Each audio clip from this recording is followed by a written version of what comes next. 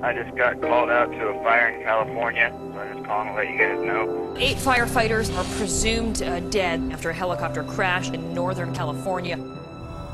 They're more than just a news clip on the night news.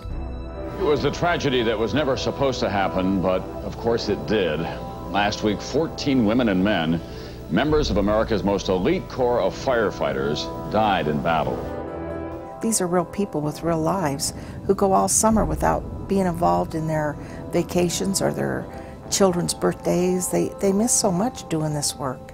Gibber IC, engine 2276. Go ahead. Went over us and we're going to have extensive damage to 3 engines. These people are protecting your hunting range, they're protecting your watersheds, they're protecting your public lands. It's a job they love to do.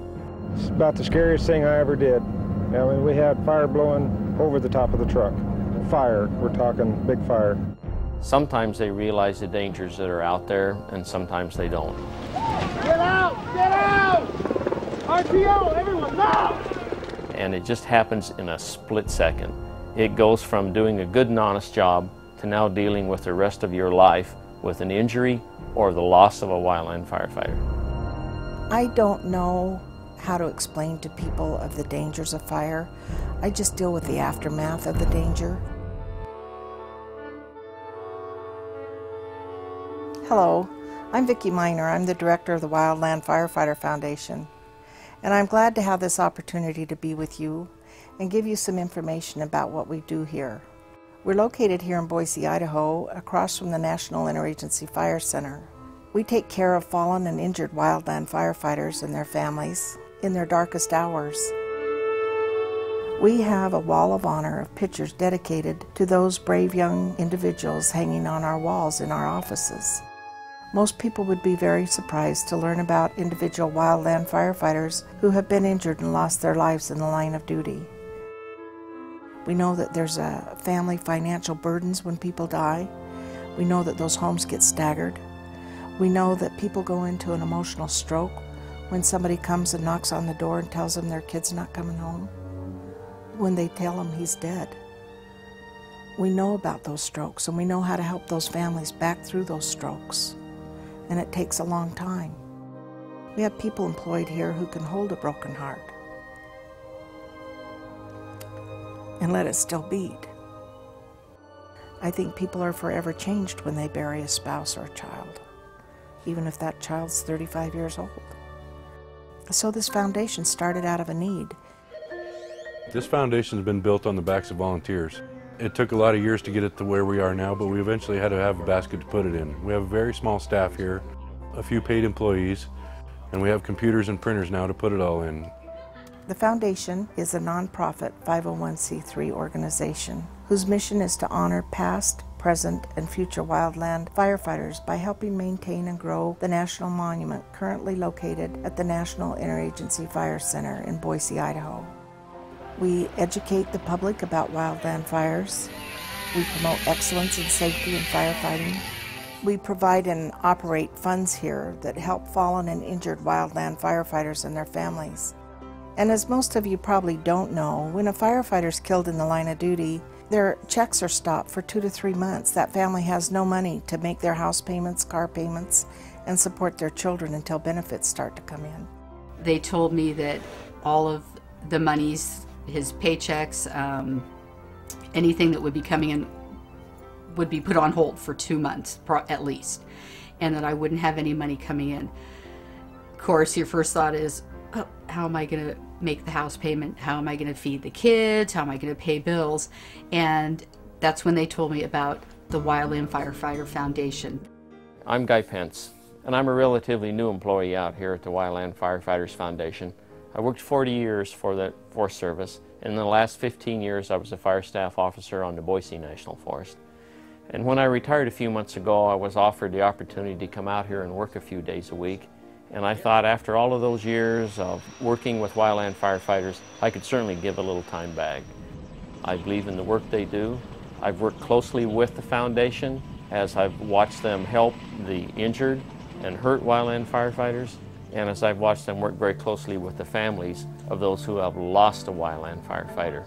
It's a true tragedy. Those deaths are terrible, But the foundation's able to step in immediately and do the things that I always wished I could do immediately.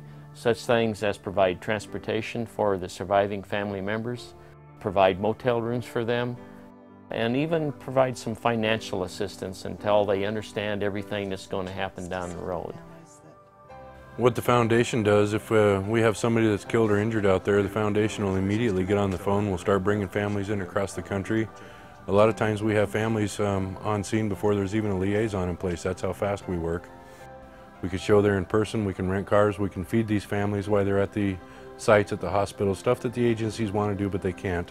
The foundation is very prominent on getting that stuff done. We're not governed by the government. We can move very fast. We don't have to have a meeting or a sit down or fill out forms to be able to transfer money and to get to these families right away. Vicki called sometime that first morning and said, "This is who I am, and you know, what can we do to help?" Within, I would say, 3 days of faxing the request to them, the check was in my hand. I had never heard about them at all before, and I was amazed that total strangers were willing to give my family money to help us through. 98% of our funding that comes in this office comes out of the wallets of Wildland Firefighters. They support this foundation because they know that when people die, the fire's not going to let them go tend to the dead and to their families and to the injured. They know that we'll be there to help take care of those families. And so they've entrusted us with their funding and their money. One of the things that I think is very unique about this foundation is that the money that is raised and donated by the Wildland Firefighters is here for the Wildland Firefighters.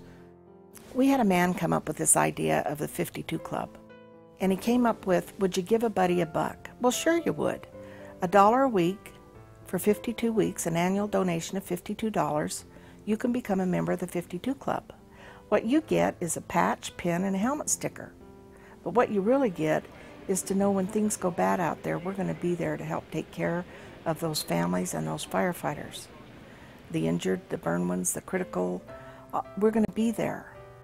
It gives these guys a little notion out there that somebody out there's got their back, that, you know, if they get killed today, when they wake up and go out, at least their family might be taken care of. Their kids will be taken care of or pushed onto a scholarship, or their house payments will be made. And I hope that that helps them go out and fight that fire that day. My dream is, my goal is, if we had 19,000 members every year in this 52 Club, we wouldn't have to be out hustling money when we're helping at the burn centers. We wouldn't have to be doing fundraisers. And I know you care. And if you care, you ought to join this 52 Club. Besides the 52 Club, we have lots of other fundraising opportunities, and actually the sky's the limit on those. They've been coming together in the form of hotshot crews and other organizations doing fundraisers for us. One of our biggest fundraisers, it's an annual fundraiser. It happens every year, and it's put on by the NWSA, which is the Private Contractors Association. Last year they broke records. They raised over $90,000 for us one night in just a ballroom down in a casino there. Del Rosa does their annual poker tournament every year. I think they're on their 4th year now, and they're running up to around $11,000 to $15,000 every time they do theirs. Fulton does a skeet shoot for us. They raised $28,000 in one day for us down there. El Dorado Hotshots, who can forget about their 52-mile walk around Folsom Lake 4 times. Silver State Hotshots did their vertical drop. Craig Hotshots, they've all done fundraisers in their local community. The foundation will be there to support you on everything. We can do things from here in the office, get a hold of people and do things that you can't do there. It's a lot of fun to see their camaraderie and all that they put into these, because they know where it goes and they know what they get out of it. One of my favorite fundraisers here at the foundation is actually going to fire camps. We have a trailer that has our logos on it. We take all of our merchandise into fire camps. We speak at the briefings. We find out that it's usually the ground pounders in fire camps that know the least about us. A good solid hooded sweatshirt or a warm coat might just be something that is needed for these guys on a brisk morning. Many of the items also serve as a safety reminder to those firefighters out on the line. So we take great honor and pleasure in showing up in the fire camps to sell our merchandise and to talk at the briefings. One of the things that we provide for our families is a family day. We have that the 3rd week in May every year, and our families have started to take over that event. There was 5 of the families that came, and and they wanted to meet each other besides at the memorial service. And so we had a picnic here one day out in the warehouse for them. And that was our first family day, and the next one came, and they still wanted to meet more families. And so we started calling and inviting families, and this year we had over 200 people here. It's so wonderful when a family member comes here for the first time and they realize that they're with other family members who know how they're feeling. And I think most of what they needed to do was just have somebody listen to them, not give them advice, not tell them about God, not do anything with them, but just to listen to them and know that their kid was remembered here, know that their pictures are on the walls. It just makes you feel good that they haven't forgotten. It's nice to know that somebody cares. They leave here knowing that they're not crazy in their grief, they're just grieving. So there's a lot of camaraderie here for those families, and we'll maintain that as long as the foundation exists, which I hope will be as long as it's needed. This is a unique place for our fire families to come to, and they've built it within themselves. We've just kind of helped create the container for them. A lot of structure firefighters have a firehouse to go to when there's a fatality, and this foundation has become the firehouse. Agency people and contractors move on. They transfer, they get a new job, they retire, and pretty soon the families who have lost a wildland firefighter really have no connection with those that they identified with before. And the foundation has this long-term commitment. The Wildland Firefighter Foundation has pretty big plans. We're actually looking to build a world-class interpretive center / monument / foundation all on one piece of property. This facility would host and tell the story of wildland firefighting through all the wildland firefighters and the different agencies that make wildland fire what it is today. The facility would also host a monument for fallen firefighters. This is a very special place where the public and wildland firefighters themselves and their families can come and remember their fallen brothers and sisters. This building would be the type of facility where children can come from schools and tour the place. They can tour wildland firefighting. They can tour and see that it takes all kinds of different agencies, men and women from all walks of life, to help battle wildland firefighting. Right now our plans are big, but our funds are limited. We are looking for partnerships from individuals and companies so we can honor the work that the wildland firefighters have been doing for years and will be doing for years to come. It's important for our donors to know that your individual contributions stay in our general fund and won't be used for this future project. It's important business that our wildland firefighters do, and it is also important business that the Wildland Firefighters Foundation does. It is their foundation. They support it, they keep it alive, and they reap the benefits from having the foundation here. I know that when they walk in here and see these pictures, it overwhelms them, and most of them, because we're such a small community of 40,000 people in summertime, everybody knows most everybody. And I dare say most everybody that walks in here will know at least one person on these walls. And it triggers their own grief in them. And most firefighters are taught to buck it up and move on. And this is a safe place in here where they are allowed to unfold anything they want to.